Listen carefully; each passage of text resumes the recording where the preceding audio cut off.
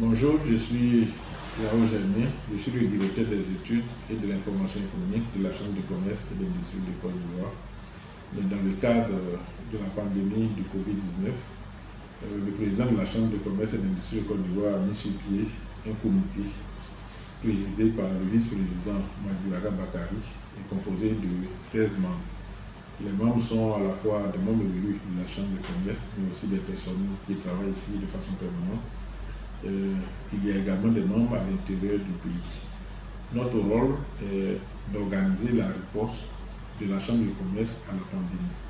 Cela consiste donc à aider à l'organisation des activités qui sont décidées par les plus hautes autorités de la Chambre. Je fais allusion au président de la Chambre, mais aussi à monsieur le secrétaire général, qui est le premier responsable au niveau de l'équipe des permanents.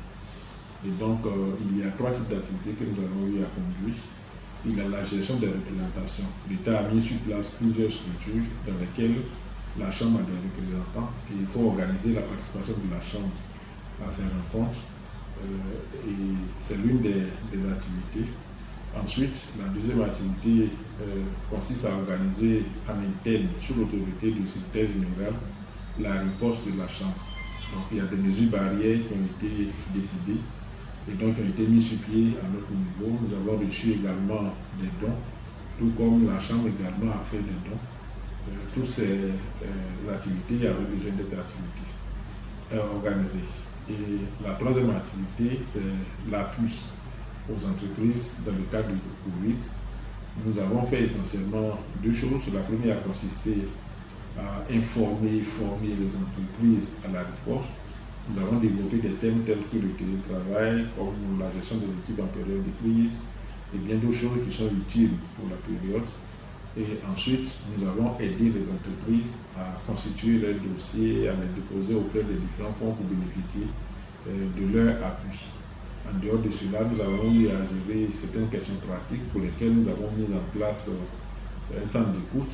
Par exemple, une entreprise qui est sortie d'Abidjan, qui ne sait pas à qui s'adresser pour avoir l'autorisation de sortir, une entreprise qui veut dérober un certain nombre de règles parce que la nuit, pendant le coup-feu, il avait amené des activités. C'est des choses pratiques pareilles que le centre d'écoute a eu à faire. Et derrière, nous avons fait également des études pour nous imprégner nous-mêmes de la situation réelle des entreprises et les remonter au niveau du gouvernement. Donc c'est à peu près ça que nous avons mené comme activité dans le cadre de ce comité.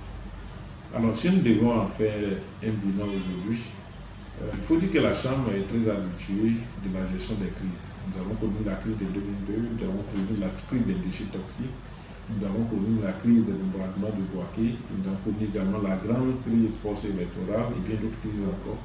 Et chaque fois qu'il y a des crises, la Chambre s'organise à pouvoir assister les entreprises, à pouvoir d'abord collecter des informations qui permettent et à la Chambre elle-même de comprendre la situation, mais aussi aider les autorités à la comprendre. Et la Chambre fait aussi des propositions aux autorités. Et pour cette crise, c'est exactement ça que nous avons fait.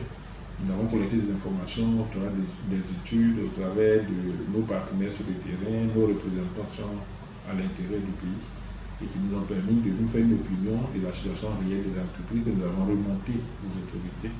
Et lorsqu'il s'agissait de pouvoir prendre des décisions concernant les fonds, concernant bien d'autres choses dans le cadre de la crise, nous avons été associés et nous avons vraiment de façon technique appuyé vraiment la production de la Chambre.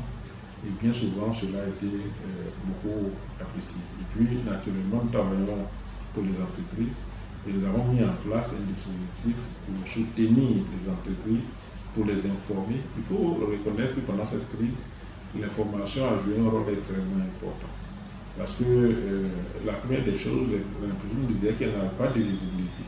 Elle ne savait pas de quoi cela fait demain, elle ne savait pas qu'est-ce que le gouvernement est en train de faire, ils ne savent pas qu'est-ce qui risque d'arriver, ainsi de suite. Donc nous les avons aidés à pouvoir s'imprégner, à pouvoir s'informer, à pouvoir savoir qu'est-ce qu'il faut faire. Et nous avons développé également des services pratiques, comme je l'ai dit tantôt, pour pouvoir réellement les aider à pouvoir surpasser ces périodes difficiles.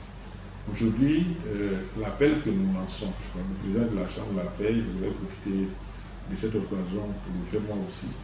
Nous appelons toutes les entreprises à venir se présenter à la Chambre pour bénéficier des fonds qui ont été mis sur pied. Beaucoup disent que les documents qu'on recherche sont nombreux, on ne sait pas à qui s'adresser, on n'a pas les documents, ainsi de suite. Pour tous ceux qui ont des difficultés, de quelque nature que ce soit, nous leur demandons de venir à la Chambre. Nous avons des équipes qui sont là, qui vont les assister à réunir les documents, les assister à remplir les plateformes, les assister à constituer les documents physiques et les assister également à déposer les documents auprès des autorités compétentes. Nous le ferons à Abidjan, à nos sièges au plateau, mais nous le faisons également dans 18 localités sur l'ensemble du territoire national. Et de toute façon, partout où vous êtes, si vous êtes dans une petite localité où il n'y a pas de représentation de la Chambre, adressez-nous à nous, nos contacts sont indiqués et nous trouverons une solution pour nous assister parce que c'est cela qui nous invite les entreprises à avoir confiance, particulièrement les PME, à avoir confiance. Pour les PME, je voudrais préciser qu'il y a 3 guichets possibles. Il y a la subvention, c'est-à-dire de l'aide que l'État donne gracieusement, mais qui est destinée aux micro et petites entreprises.